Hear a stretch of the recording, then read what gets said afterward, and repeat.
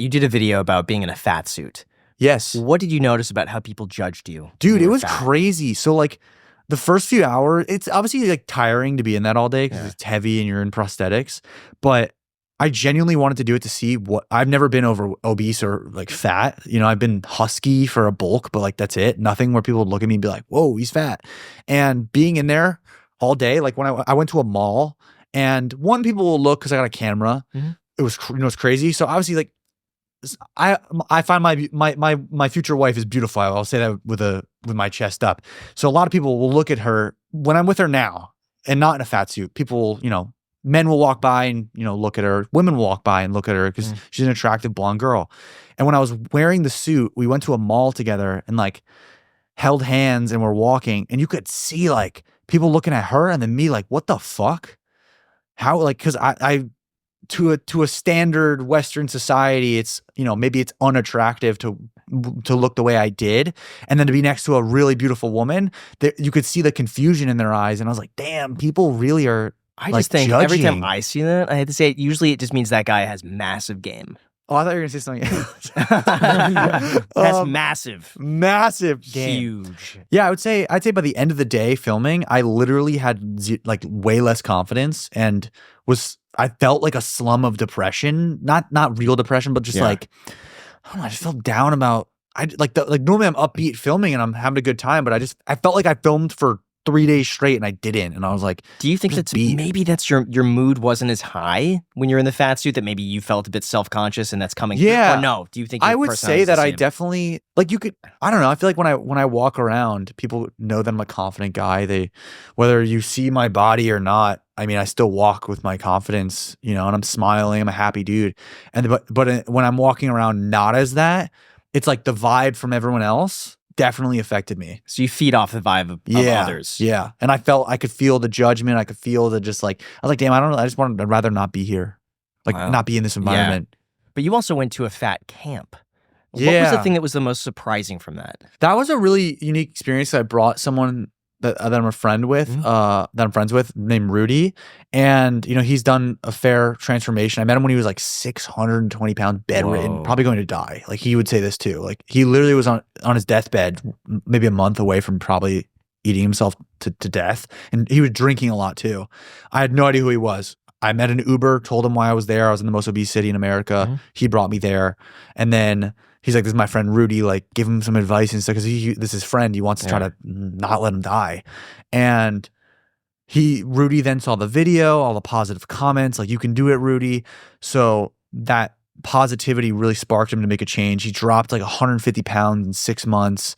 You know, I started chatting with him again, and he's like, hey man, I've lost all this weight. I was like, holy shit, like, what? And he's like, dude, yeah, after the video, you know, I really want to make a change. So then I brought him to another place. It's a fat camp, but like, it's just like a weight loss center. You can go there if you are jacked and want to just go train, and it's kind of like a training rehab place. I don't know. Okay. And we go there. They teach us all about, I already know all this stuff mostly, but they taught us all about, you know, your body, your fat loss, you know, things that hurt fat loss. And it was good to educate him. But it was really interesting to see, like, because everyone's there for a common goal, I feel like their guard wasn't up, and kudos to the place. I think it's Fit Farm in Tennessee. And so like their guard wasn't down to, like, you know, because let's say it was one obese person and like 10 fit people in a non-safe setting, they're going to feel like an outcast. But a lot of people were all on different levels. Some people were fit. Some people were really overweight. Some people were in the process. Some people lost 200 pounds already. Wow. So it's kind of like this place that was really safe. And I think that the coolest part was just that everyone was just super, super eager to like help each other. So why do you think we have an obesity epidemic? America's access to crappy food is so high. Like, it's so easy to get bad food. It's cheaper. It's marketed to you in a way where you just like they literally will, they'll go into stores wearing eye trackers and track where people are looking, and then make decisions off that to alter where things are and alter the packaging and stuff.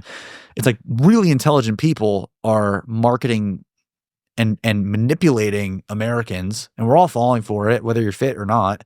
And I think the barrier to entry is so low to get bad food that it's just like, You know, if you only got $5, are you going to go to Chipotle and get half a bowl? You can't. You know, But is that the problem, or is it some sort of like food addiction that certain people have? Because that seems there's like a lot of problems to it. You know, there's a lot of people that have food addiction. Most of the time, people are overweight because they're literally addicted to food, or they're depressed, and it's just the only thing that makes them feel like there's always a deeper reason. They're not just overweight because they're like, hey, I want to be overweight. Like, no one's overweight because of that's why I made a video about is being fat a choice. And afterwards, I've realized like kind of isn't. I think it kind of can be, but it also isn't at the same time where.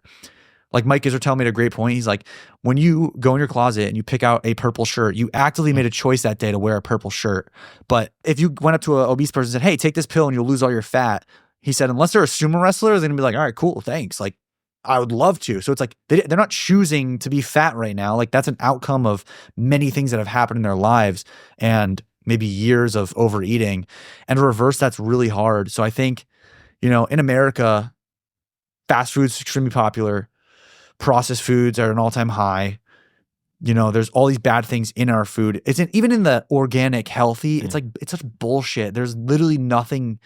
There's nothing that you can buy that isn't, unless it has a single ingredient like rice, potato, chicken, and beef.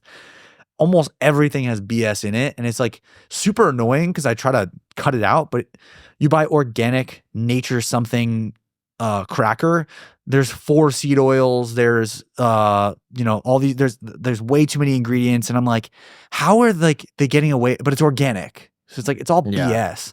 And I think, you know, we have a society that leans on food. Do you see any commonalities, like maybe a lack of motivation, willpower, anything like this that you see? It's kind of everything, you know? It's not just one thing. It's not just that people are lazy, or not just that there's bad food in front of them. It's kind of a culmination of everything. A lot of it, like I went to West Virginia and I did the unhealthiest city, and it was some city in West Virginia, and I talked to people and they were like, there's no grocery store. There's only a dollar store that sells frozen meals. Like, you cannot for 15 miles go get broccoli. Plain broccoli, potato, chicken. Like, you can't. So there's McDonald's, or there's Dollar General that has frozen meals. Or if you have enough money to put gas in your car to go drive the 15 miles, you know, a lot of places are in poverty. Yeah. So they're like, oh, it's $15 of gas. Like, I don't have that. Thank God I don't have to have that problem, but people do.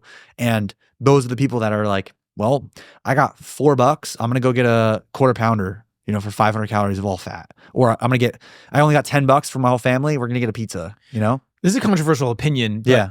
Dr. Mike Israel got into a lot of trouble when he went on Dr. Mike, his podcast, because Israel was saying that it's just as easy for someone who's like poor, who's not doing well financially, to lose weight as someone who has plenty of money. I'd say I just wouldn't speak on it until you've been there. Yeah. You know, it's like, I can't speak on that because I've never been in extreme poverty. So I will never know. It's like, it's the same thing. Like, I will never speak for an overweight person, just as I never will speak for anybody who's a different color skin. I'm not that. So I can't speak on it. And I honestly don't think people should, unless they literally did studies with those people. Like, if Mike did studies with obese people from all these poverty places and non-poverty, and then compare the results, like, okay, you're a scientist, you did your study, speak on it. But I'd say I'd rather just not speak on it because I don't think my opinion is valuable there. I think he grew up pretty impoverished because they came from Russia. Maybe but now he's not. So yeah. now obviously like he's getting. So I think like if you have a personal experience, you could totally add value. But like, I don't give financial advice because I'm not a financial YouTuber. You know, same thing.